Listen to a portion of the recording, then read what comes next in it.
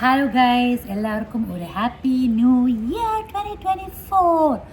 അപ്പം വീഡിയോസൊക്കെ ഇട്ടിട്ട് കുറേ ദിവസമായി ഞാൻ വീണ്ടും ടെറസിൻ്റെ മേലിൽ വന്നിരിക്കുകയാണ് മറ്റൊരു യൂട്യൂബ് വീഡിയോ ആയിട്ട്.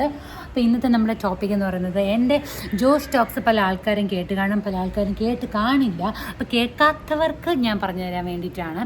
അതായത് എൻ്റെ ലൈഫിലെ കുറച്ച് മേജർ ഇൻസിഡൻസ് ആയിരുന്നു ആ ജോഷ് ടോക്സിൽ ഞാൻ പറഞ്ഞിരുന്നത്. മെയിനായിട്ടും എൻ്റെ പ്രഗ്നൻസി, അതൊരു വമ്പൻ പ്രഗ്നൻസി ആയിരുന്നു.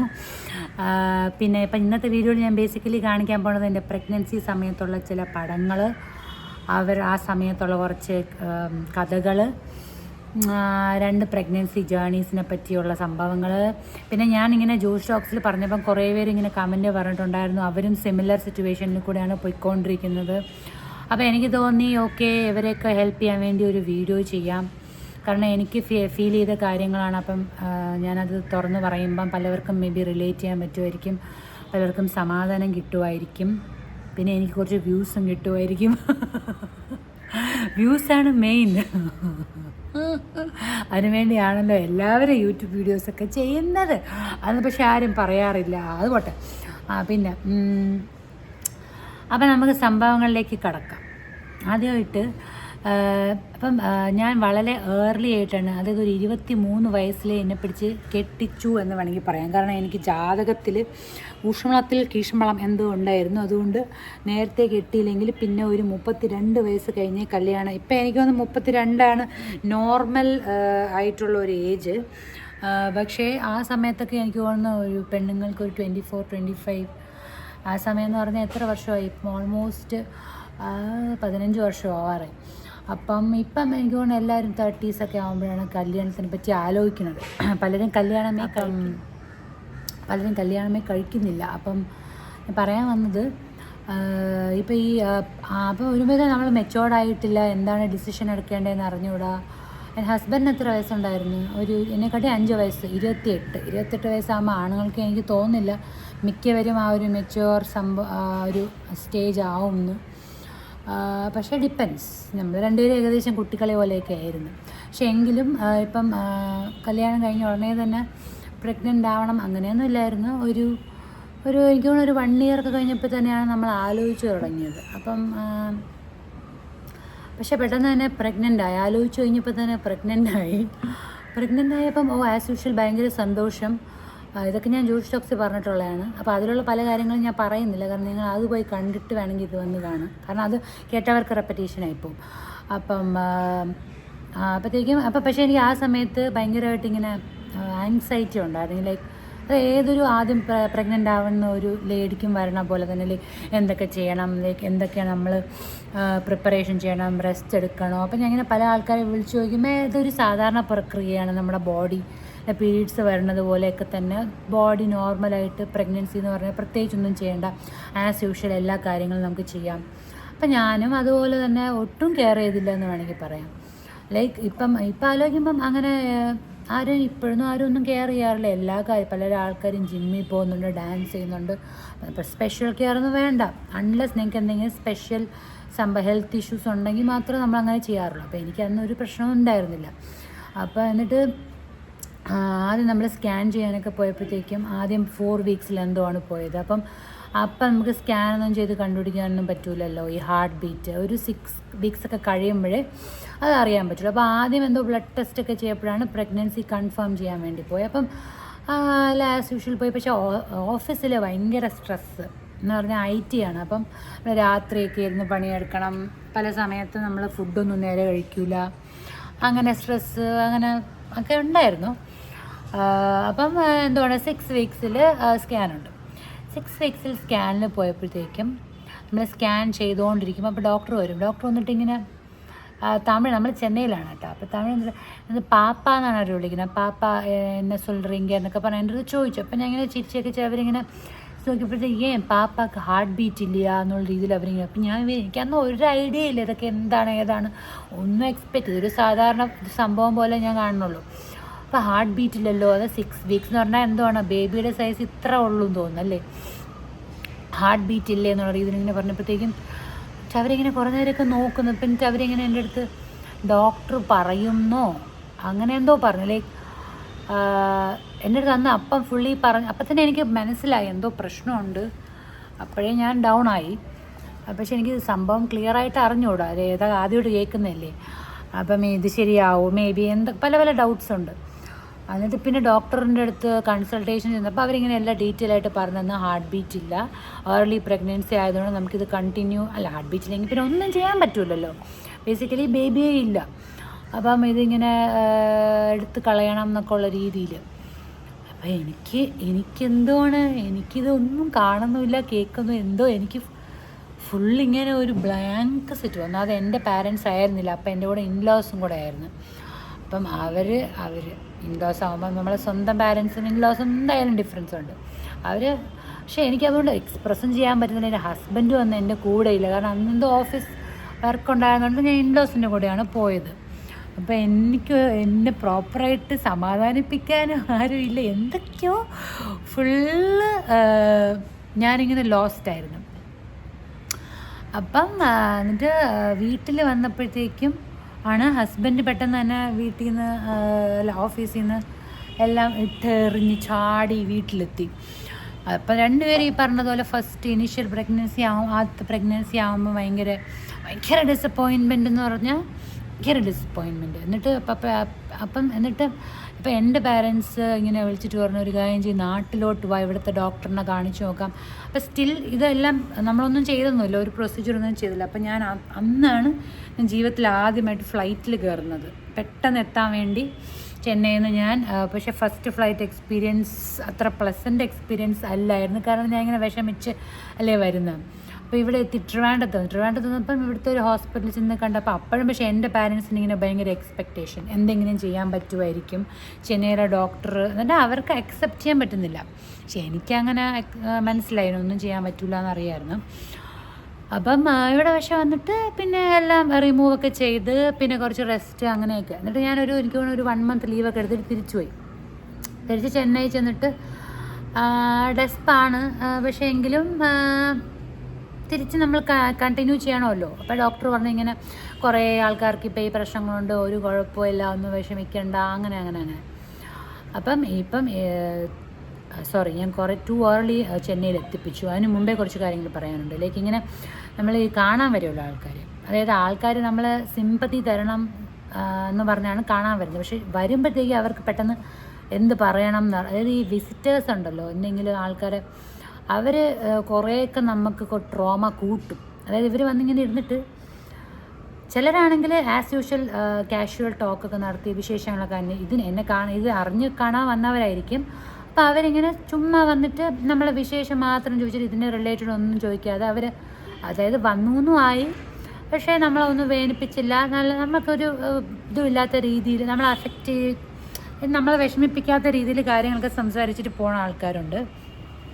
വേറെ ഒരു കാറ്റഗറി എന്ന് പറഞ്ഞാൽ വന്നിരുന്നിട്ട് ചുമ്മാ കളിയും ചിരിയും. എനിക്ക് ഈ തമാശ കേട്ടിട്ട് ഫസ്റ്റ് ഓഫ് ഓൾ ഇപ്പം ചിരിക്കാനുള്ള മൂഡല്ല, പക്ഷെ അവരെ സിറ്റുവേഷൻ ലൈറ്റൻ ചെയ്യാൻ വേണ്ടിയാണ് വരുന്നത്. അത് എൻ്റെ കുഴപ്പമായിരിക്കാം, മേ ബി അവരെന്നെ എനിക്ക് സന്തോഷിപ്പിക്കാൻ വേണ്ടിയായിരിക്കും. പക്ഷേ എനിക്ക് ആ സമയത്ത് അത് കേട്ടിട്ടൊന്നും ചിരിക്കാൻ തോന്നിയിട്ടില്ല. ഞാൻ ഫേക്ക് സ്മൈലൊക്കെ വെച്ച് കൊടുക്കും. അപ്പം അങ്ങനത്തെ കുറേ കാറ്റഗറീസ്. അപ്പോൾ ഇങ്ങനെ എനിക്ക് തോന്നുന്നത് റിയലി നമ്മൾ എന്തെങ്കിലും എനിക്ക് സത്യം പറഞ്ഞാൽ ആത്മാർത്ഥത ഇല്ലാത്ത ആൾക്കാരെ കാണാനേ താല്പര്യമില്ല ആ സമയത്ത്. പക്ഷേ കുറേ പേരിങ്ങനെ വരും നെയിം സേക്ക്. അപ്പം അങ്ങനത്തെ ഉള്ള ആൾക്കാർ. അപ്പം പ്രശ്നം എന്ന് പറഞ്ഞാൽ നമ്മൾ മെൻ്റൽ ട്രോമ കൂട്ടാനായിട്ട് ഇങ്ങനത്തെ കുറേ വിസിറ്റേഴ്സ് നമ്മളെ ഹെൽപ്പ് ചെയ്യും. അതൊരു പ്രശ്നമാണ്. അപ്പം ഇങ്ങനെ ജോഷ് ടോക്സിൻ്റെ വീഡിയോയുടെ താഴെയുള്ള കമൻ്റ് എന്ന് പറഞ്ഞാൽ നാട്ടുകാരുടെ ഇടപെടൽ. പിന്നെ കുറേ പേര് ഇങ്ങനെ ഹോം റെമഡീസ് ആയിട്ട് വരും. അടുത്ത പ്രാവശ്യം ഇത് ചെയ്യണം, അത് ചെയ്യണം, ഇങ്ങനെ ചെയ്താൽ ഇത് ശരിയാവും, അങ്ങനെ ചെയ്താൽ ശരിയാവും. എന്നാൽ ഇവർക്കൊന്നും ഇതൊന്നും വന്നിട്ടുമില്ല. ഇവരൊക്കെ കേൾവി വെച്ചിട്ടാണ് ഇതൊക്കെ പറയുന്നത്. എന്നിട്ട് അങ്ങനെയൊക്കെ കുറേ പോയി. പിന്നെ ഈ ആൾക്കാരെ വായിരിക്കണ ഇങ്ങനെ വേറെ കുറേ പേര് വന്നിട്ട് പറയാം, അയ്യോ നമുക്കൊന്നും ഇതൊന്നും ഇങ്ങനെയൊന്നും അറിഞ്ഞിട്ടോ, ഞങ്ങൾക്കൊക്കെ ഇങ്ങനെ പ്രശ്നങ്ങളൊന്നും ഇല്ലായിരുന്നു. അപ്പോൾ ഇതൊക്കെ കേൾക്കുമ്പോൾ നമുക്ക് ഹേർട്ടാവും. ഒന്നാമത് നമ്മൾ വിഷമിച്ചിരിക്കുന്നത്, അതിൻ്റെ മേളിൽ കൂടെ ഇങ്ങനെ അവർ വന്നിട്ട് ഞങ്ങൾക്കൊന്നും ആദ്യമേ തന്നെ എല്ലാം ശരിയായി, ഞങ്ങൾക്കൊക്കെ പെട്ടെന്ന് തന്നെ പ്രസവിക്കും, ഞങ്ങൾക്കൊക്കെ ഇങ്ങനെ പുഷ്പം പോലെ കാര്യങ്ങളൊക്കെ നടക്കുന്നുള്ള രീതിയിൽ പക്ഷേ നമ്മളെടുത്ത് ഇങ്ങനെ വന്ന് പറയുമ്പം ആർക്കായാലും കുറച്ച് വിഷമം തോന്നില്ലേ. പിന്നെ ഇങ്ങനെ പിന്നെ ഞാൻ അടുത്ത പ്രാവശ്യം കുറച്ച് ടൂ സൂൺ പ്രഗ്നൻ്റ് ആയിപ്പോയി. ആക്ച്വലി കുറച്ച് ബ്രേക്ക് എടുക്കണമായിരുന്നു. അപ്പോൾ അങ്ങനെ പ്രഗ്നൻ്റ് ആയപ്പോൾ പിന്നെയും തിരിച്ച് നാട്ടിൽ വന്നിട്ട് ഇങ്ങനെ കുറേ ഫങ്ഷനൊക്കെ വരുമല്ലോ, കല്യാണം അത് ഇത്. അപ്പം ഞാനാണെങ്കിൽ ആദ്യത്തെ പ്രാവശ്യം ഇങ്ങനെ ആയതുകൊണ്ട് കുറച്ച് ശ്രദ്ധിച്ചൊക്കെ വീട്ടിൽ ഇരിക്കുകയാണ്. അപ്പോൾ ആൾക്കാർ വിളിച്ചിട്ട് ഇങ്ങനെയാണ് പറയണം, ഇതിങ്ങനെ പേടിക്കേണ്ട കാര്യമൊന്നുമില്ല, നിങ്ങളത് സാധാരണ ഒരു കാര്യമായിട്ട് ട്രീറ്റ് ചെയ്താൽ മതി. അല്ല, ഞാൻ പറയട്ടെ, പ്രഗ്നൻസി എല്ലാവർക്കും സെയിം അല്ല. ചിലർക്ക് ഇതൊരു സാധാരണ സംഭവമായിരിക്കും, പക്ഷേ എനിക്കിത് അപ്പം അതാണ് മെയിൻ. അത് കഴിഞ്ഞിട്ടേ ഉള്ളൂ എനിക്കെല്ലാം. അപ്പം നിങ്ങളിപ്പോൾ ഇങ്ങനെ വിളിച്ചിട്ട് ഇങ്ങനെ വലിയ വലിയ ഡയലോഗ് അടിക്കുമ്പം നിങ്ങൾ ആലോചിക്കണം, നിങ്ങൾക്ക് ഈസിലി നടന്നു എന്ന് പറഞ്ഞിട്ട് അത് ബാക്കിയുള്ള ആൾക്കാർക്ക് അതുപോലെ ആവണം എന്നില്ല. ഇപ്പം എല്ലാവർക്കും പെട്ടെന്ന് കല്യാണം നടക്കും, പക്ഷേ എല്ലാവർക്കും കല്യാണം എത്രയോ ആൾക്കാർ 10-15 വർഷമായിട്ട് ഈസിലി സുഖമായിട്ട് ജീവിക്കുന്നു. പക്ഷേ എത്രയോ ആൾക്കാരാണ് 3-4 പ്രാവശ്യം ഡൈവേഴ്സ് ആവുന്നു. ഇതെല്ലാം എല്ലാവർക്കും ഒന്നല്ല. കല്യാണമായാലും പ്രസവമായാലും ഒക്കെ ഡിഫറെൻ്റാണ് ആൾക്കാർ അനുസരിച്ചല്ലേ. അപ്പം ഞാൻ പറഞ്ഞു വന്നത്, എൻ്റെ അപ്പോഴത്തെ സിറ്റുവേഷനാണ് എനിക്ക് വലുത്. അപ്പോൾ നാട്ടുകാരിങ്ങനെ പലതും പറയുമ്പം നമ്മൾ ചിലപ്പോൾ അവരെ ഫ്രണ്ട് വെച്ച് എടുത്തടിച്ചു പോലും അപ്പം ഇങ്ങനെ പറയാൻ പറ്റില്ല, എനിക്കിപ്പോൾ ഇതാണ് വലുത്. പക്ഷേ ഇത് ഈ വീഡിയോയിലൂടെ നിങ്ങൾ മനസ്സിലാക്കണം. ഇങ്ങനെ എന്തെങ്കിലും വിഷമിച്ചിരിക്കുന്ന ആൾക്കാരുടെ അടുത്ത് പോയിട്ട് നിങ്ങൾ ഉപദേശമാണെങ്കിൽ പോലും പറയുവാണെങ്കിലും ആ സമയത്ത് വിഷമിച്ചിരിക്കാനുള്ള ഒരു അവകാശം എനിക്കുണ്ട്. അല്ലെങ്കിൽ ആ സമയത്ത് എനിക്കത് ചെയ്യാനാണ് ഇഷ്ടം. അത് നിങ്ങളുടെ അഭിപ്രായം നിങ്ങൾക്ക് പറയേണ്ട ആവശ്യമില്ലാത്തടത്ത് പോയി പറയാതിരിക്കണതാണ് നല്ലത്. എനിക്കൊന്ന് കൂടുതൽ ഈ ഒരു പ്രായം കഴിഞ്ഞ ആൾക്കാർക്ക് അങ്ങനെയാണ്, അവർക്കത് കൺട്രോൾ ചെയ്യാൻ പറ്റില്ല. പക്ഷേ അത് ചെറുപ്പക്കാർക്ക് അത്ര ദഹിക്കില്ല. എന്തായാലും അങ്ങനെയൊക്കെ കാലങ്ങൾ കഴിഞ്ഞു പോയി. കുറേ കഴിഞ്ഞ് ഇപ്പോൾ US എത്തിയപ്പോഴാണ് എല്ലാം ഓക്കെ. ആദ്യത്തെ സ്കാൻ ഓക്കെ, പക്ഷെ ഭയങ്കര scary. Third pregnancy. Second pregnancy സ്കാനിങ്ങിന് മുന്നേ തന്നെ എനിക്ക് തോന്നുന്നു രണ്ടാമത്തെ പ്രഗ്നൻസിക്കും ഇത് പറഞ്ഞ പോലെ സെയിം പ്രശ്നമായിരുന്നു. അത് ഒന്നും വന്നില്ല. അപ്പം ഏർലി പ്രഗ്നൻസി തന്നെ ലോസ്. മൂന്നാമത്തെ കുറേ നാൾ കഴിഞ്ഞു, എനിക്കൊരു 2 years വെയിറ്റ് ചെയ്തിട്ടാണ് സംഭവിച്ചത് കേട്ടോ. അപ്പോൾ അത് US അപ്പോൾ അവിടുത്തെ ഡോക്ടേഴ്സെല്ലാം കുറച്ചും കൂടെ, ഞാൻ കണ്ട ഡോക്ടർ ഭയങ്കര ഇങ്ങനെ കെയർഫുൾ ആയിരിക്കണം, ബെഡ് റെസ്റ്റ് വേണം. അതുവരെ ഞാൻ കണ്ട ഒരു ഡോക്ടർമാർ പോലും എനിക്ക് ബെഡ് റെസ്റ്റ് എടുക്കേണ്ട കാര്യമുണ്ടെന്ന് പറഞ്ഞില്ല. ഈ ഒരു ഡോക്ടർ മാത്രം പറഞ്ഞ് ഭയങ്കര കെയർഫുൾ ആയിരിക്കണം എന്ന് പറഞ്ഞു കേട്ടോ. അവരെന്തുകൊണ്ടും അങ്ങനെ പറഞ്ഞു. അപ്പോൾ ഞാൻ അവർ പറഞ്ഞതുപോലെ തന്നെ ഇങ്ങനെ ഓഫീസിൽ സ്പെഷ്യൽ റിക്വസ്റ്റ് എടുത്ത് വർക്ക് ഫ്രം ഹോം ഒക്കെ ചെയ്ത് വീട്ടിൽ തന്നെ ഒന്നും അനങ്ങാതെയൊക്കെ ഇരിക്കുമായിരുന്നു. അപ്പോൾ എനിക്ക് തോന്നുന്നു ഒരു 5th month ആകുമ്പോൾ ഒരു മേജർ സ്കാൻ ഉണ്ട്, ഇങ്ങനെ കുഞ്ഞിൻ്റെ എല്ലാം ഫുള്ള് നോക്കുന്ന സംഭവങ്ങളൊക്കെ. അപ്പോൾ ആ സ്കാൻ നോക്കിയപ്പോഴത്തേക്കും അഗെയിൻ പ്രോബ്ലം എന്താണെന്ന് പറഞ്ഞാൽ, നമ്മുടെ യൂട്രസിൻ്റെ സെർവിക്സ് എന്ന് പറഞ്ഞൊരു സംഭവമുണ്ട്, ഇങ്ങനെ ഫേസ് ഓഫ് ദ യൂട്രസ്. അതിങ്ങനെ വലുതാകുമ്പോഴാണ് അതിൽ കൂടെ ബേബി പുറത്ത് വരുന്നത്. അത് യൂഷ്വലി ഒരു 9 months ഒക്കെ ആകുമ്പോഴാണ് ഇങ്ങനെ വലുതേ വരണത്. പക്ഷേ എനിക്ക് 5 months ആയപ്പോൾ തന്നെ അത് ഓൾറെഡി 2 centimeter വലുതായിട്ടിരിക്കുകയായിരുന്നു. അപ്പോൾ അപ്പോഴത്തെ അവസ്ഥ വെച്ച് ബേബി സ്മോളല്ലേ, അപ്പോൾ 2 centimeter വലുതായി കഴിഞ്ഞാൽ ഏത് സമയം ബേബി താഴെ കൂടെ ഇറങ്ങി വരാം, അല്ലെങ്കിൽ ഡെലിവറി നടക്കാമെന്നുള്ളൊരു അതുവരെ എനിക്കൊരു കുഴപ്പമില്ല. സ്കാൻ വന്നപ്പം അടുത്ത ദിവസം അപ്പം തന്നെ ഡോക്ടറിൻ്റെ അടുത്ത് പറഞ്ഞാൽ നേരെ ഹോസ്പിറ്റലിൽ പോയി അവിടെ അഡ്മിറ്റ് ആയിക്കോ, എന്ത് വേണമെങ്കിൽ സംഭവിക്കാം. ഒരു പേടിപ്പിക്കൽ തുടങ്ങി. ബേബി ജനിക്കുന്ന ബേബിക്ക് ചിലപ്പം പല സംഭവങ്ങളും കാണൂല, ചിലപ്പം മെൻ്റൽ പ്രശ്നങ്ങളായിരിക്കും, ഇതായിരിക്കും, ബേബി മരിക്കാൻ ചാൻസ് ഉണ്ട്. ആ സമയത്ത് ഈ പറഞ്ഞ പോലെ നമുക്ക് രണ്ടുപേരും സ്തബ്ധരായി ഇരിക്കുകയായിരുന്നു, എന്ത് ചെയ്യണം എന്നറിഞ്ഞൂടാ. അത്രയും നാൾ നമ്മൾ ഹാപ്പി ആയിട്ടിരുന്നത് ധബേന്ന് തീർന്നു കിട്ടി. അപ്പം ഹോസ്പിറ്റലിൽ പോയി. ഹോസ്പിറ്റലിൽ ചെന്ന് ഇങ്ങനെ ഒരു റൂം, അപ്പം കിട്ടിയ റൂം, അപ്പം അമേരിക്കയാണ് സംഭവം, AC എല്ലാ ഫെസിലിറ്റീസും ഉണ്ട്, പക്ഷേ ജനലൊന്നും ഇല്ലായിരുന്നു ആദ്യം കിട്ടിയ റൂമിൽ കേട്ടോ. അത് 2 ദിവസം അതും കൂടെ ഉണ്ട് എന്തോ ഇങ്ങനെ അടഞ്ഞ മുറി ഫീലിങ്, ഭയങ്കര വല്ലാത്ത അവസ്ഥയായിരുന്നു. വല്ല വിധേനയും അവരുടെ പറച്ചിൽ കേൾക്കുമ്പോൾ നമ്മൾ വിചാരിക്കുന്നത് ഇപ്പം പ്രസവിക്കും, നാളെ പ്രസവിക്കും. അപ്പോൾ ഇത് 5th month ആണ്. പക്ഷേ 6 months ആയിക്കഴിഞ്ഞാൽ മാത്രമേ ജനിക്കുന്ന ബേബീനെ അവർ സർവൈവ് ചെയ്യിപ്പിക്കാനുള്ള സ്റ്റെപ്സ് എങ്കിലും എടുക്കുകയുള്ളൂ. 24 weeks ആയ അതിന് മുന്നേ പ്രസവിക്കുകയാണെങ്കിൽ അവരൊന്നും ചെയ്യൂല, അവർ ജസ്റ്റ് ബേബി ഡെഡാണെന്നുള്ള രീതിയിൽ അവർ ട്രീറ്റ് ചെയ്യുള്ളൂ. അപ്പോൾ നിരങ്ങി 6 months എത്തി. 6 months 6 months എത്തിയപ്പോൾ തൊട്ട് പിന്നെ ഡോക്ടർ വരും. ഡോക്ടർ വന്നിട്ട് എന്നും ചോദിക്കും, are you ready to resuscitate the baby? അതായത് ബേബി ജനിക്കുമ്പം ബേബിക്ക് ഓട്ടോമാറ്റിക്കലി ബ്രീത്ത് ചെയ്യാൻ പറ്റില്ല. അപ്പം നിങ്ങൾ ബേബീനെ എന്തൊക്കെയോ അത് ചെയ്യണം, ഇത് ചെയ്യണം. എന്നിട്ട് ഇങ്ങനെ പിന്നെയും പഴയ കഥകൾ, ബേബിക്ക് അത് സംഭവിക്കാം, ഇത് സംഭവിക്കാം, അതാണ് blah blah blah blah blah എന്ന് കുറേ ഇങ്ങനെ പേടിപ്പിക്കും. നമ്മളതെല്ലാം കേട്ട് ഇങ്ങനെ ഇരിക്കണം. ഭാഗ്യത്തിന് ബേബി വന്നില്ല. അപ്പം ഞാൻ ഇങ്ങനെയാണ്, കട്ടിലിൽ കിടക്കും, ബാത്റൂമിൽ മാത്രം പോവും. അതായത് 1ഉം 2ഉം പോകാം. കുളി എന്ന് പറഞ്ഞത് ആഴ്ചയിൽ 1 പ്രാവശ്യമൊക്കെ ആദ്യം, പിന്നെ 2 പ്രാവശ്യമൊക്കെ ആയി ഒരു 2 മാസം കഴിഞ്ഞപ്പം. അപ്പോൾ ഹോസ്പിറ്റലിൽ ഞാൻ 5 months തൊട്ട് 8 months 3 മാസം ഒരേ കിടപ്പാണ്. ഞാൻ അവിടുത്തെ നഴ്സുമാരെ എല്ലാം ഫേസ്ബുക്ക് ഫ്രണ്ട്സാക്കി. എല്ലാവരുടെയും കഥ അറിയാം. ഹസ്ബൻഡും കൂടെ വന്നിരുന്ന്, ഹസ്ബൻഡും റൂമിൽ തന്നെ ഇരുന്ന് വർക്ക് ഫ്രം ഹോം ആയിരുന്നു. പിന്നെ എൻ്റെ പാരൻസ് ഉണ്ടായിരുന്നു. അപ്പം ആൾക്കാരുണ്ടായിരുന്നു. പിന്നെ എൻ്റെ കുറേ ഫ്രണ്ട്സ്, നമ്മുടെ അവിടുത്തെ കുറേ ഫ്രണ്ട്സ് വരും. കുക്കിംഗ് ഫുഡൊക്കെ, ഹോസ്പിറ്റലിലെ ഫുഡ് എനിക്ക് കുറേ കഴിഞ്ഞപ്പോൾ മടുത്ത്. പിന്നെ എനിക്ക് ഇതുണ്ടായിരുന്നു, ഡയബറ്റീസ് ഉണ്ടായിരുന്നു. അങ്ങനെ അധികം ഫുഡൊന്നും കഴിച്ചില്ല. അപ്പം എനിക്ക് തോന്നുന്നു ഒരു 36 weeks 4 weeks ആയപ്പോൾ അവർ പറഞ്ഞു വീട്ടിൽ പൊയ്ക്കോന്ന്. പിന്നെ ഞാൻ ഒരു 2 weeks കൂടെ പിടിച്ച് നിന്ന് നടക്കാനൊക്കെ പോകുമായിരുന്നു. ആ 2 ആഴ്ച എല്ലായിടത്തും പോകുമായിരുന്നു. ഒരു പ്രശ്നമെന്ന് പറഞ്ഞാൽ ഇവർ ആദ്യമേ ഇത്ര 2 centimeter ആയെങ്കിലും 34 weeks വരെയും പ്രശ്നങ്ങളില്ലാതെ പോയി. എന്നിട്ട് അപ്പം എനിക്ക് അറിഞ്ഞൂടാ, അതിൻ്റെ ഇടയിൽ പല ട്രീറ്റ്മെൻറ്റ്സൊക്കെ ഉണ്ടായിരുന്നു. എന്തൊക്കെയോ സോഡിയം കുത്തിവയ്ക്കലും എന്തൊക്കെയോ കുത്തിവയ്ക്കലും അങ്ങനത്തെ കുറേ പ്രശ്നങ്ങളും കുറേ പാട് കെട്ടിട്ടുണ്ട്. അവസാനം എന്തായാലും ബേബി വന്ന്, ബേബി ഞാൻ ഹോസ്പിറ്റലിലെ ഫോട്ടോസ് കാണിച്ചു തരാം. യെസ്, ആ തവള മാക്കാനെ വിഴുങ്ങിയതുപോലെ കിടക്കണം ഞാൻ തന്നെ. ഗൈസ്, ഇതെന്തുകൊണ്ടാണ്? പ്രഗ്നൻസി സമയത്ത് എൻ്റെ മൂക്ക് ഡബിൾ ദ സൈസായി. അത് കഴിഞ്ഞിട്ട് പിന്നെ അത് ഒരുപാട് നാളെടുത്തിട്ട് പോലും ഫുൾ ബാക്ക് ടു നോർമൽ ആയില്ല. അതുകൊണ്ട് എൻ്റെ മുഖത്തിൻ്റെ ഷേപ്പ് തന്നെ മാറിപ്പോയി. അതിൽ ഞാൻ ഇപ്പോഴും ദുഃഖി. 2ാമത്തെ പ്രഗ്നൻസിയിലും സെയിം പ്രശ്നം പറ്റി. ഇതാണ് നമ്മൾ ബേബി. പക്ഷെ എന്തായാലും ഇത്രയും കഷ്ടപ്പെട്ട് ലാസ്റ്റ് ബേബിയുടെ ഫേസ് കാണുമ്പോൾ ഉള്ള സന്തോഷം ഒന്ന് വേറെ തന്നെയാണല്ലേ. ഇല്ല, അപ്പോൾ ഈ കോലമൊക്കെ മാറി നമ്മൾ നൂലുകെട്ടായപ്പോൾ ഏകദേശം ഈ കോലത്തിലെത്തി. എന്നിട്ടും നമ്മുടെ മൂക്ക് പഴയതുപോലെ ചക്കത്തടിയായിട്ട് തന്നെയാണ് ഇരിക്കുന്നത്. എന്നിട്ട് അങ്ങനെ അതങ്ങനെ കഴിഞ്ഞു. പിന്നെ ഒരു 3 വർഷം കഴിഞ്ഞപ്പോഴാണ് അടുത്ത പ്രഗ്നൻസി. അപ്പം ആദ്യത്തെ പ്രഗ്നൻസിയിൽ നിന്ന് 2ാമത്തെ പ്രഗ്നൻസിയിലെത്തിയപ്പം ഇതേ, പക്ഷേ 2ാമത്തത് ആദ്യമൊക്കെ കുറച്ച് നല്ല സ്മൂത്തായിട്ട് തന്നെ പോയി. എന്നിട്ട് പക്ഷേ അവർ ആദ്യത്തെ പ്രഗ്നൻസിയിൽ ഇങ്ങനെ സംഭവം വലുതാവണ, അതായത് നമ്മുടെ ഈ സെർവിക്സ് വലുതാവണ പ്രശ്നമുള്ളതുകൊണ്ട് ഡോക്ടർ പറഞ്ഞു എത്രയോ മന്ത്സ് ആകുമ്പോൾ എന്തോ അവിടെ ടൈ ചെയ്ത് കെട്ടി തുന്നിയൊക്കെ വെക്കണം എന്ന് പറഞ്ഞു. അപ്പോൾ ആ മന്ത് വരെ കുറച്ച് നമ്മൾ റെസ്റ്റൊക്കെ പതുക്കെയൊക്കെ ഇരുന്നിട്ട് അപ്പോഴേ ഈ സാധനം വലുതായി തുടങ്ങി കേട്ടോ. 2nd പ്രഗ്നൻസിയിൽ സെയിം പ്രശ്നം തന്നെ. എന്നിട്ട് ഇത് 5th month ആയപ്പോൾ എല്ലാം കെട്ടി തുന്നി ഒക്കെ വെച്ച്.